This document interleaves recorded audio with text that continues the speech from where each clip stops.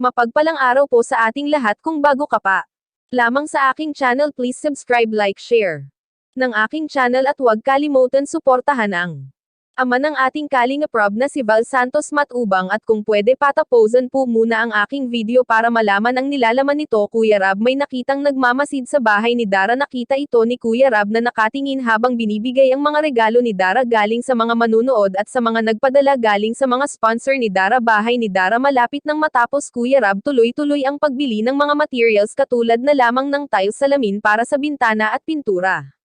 Kaya Dara minsan natutulala na lang dahil exited na sa pagtapos ng bahay niya at nag-aalinlangan dahil di niya maiwasan maisip na baka pag matapos na ang bahay niya at iwanan na siya ng Kalingap team.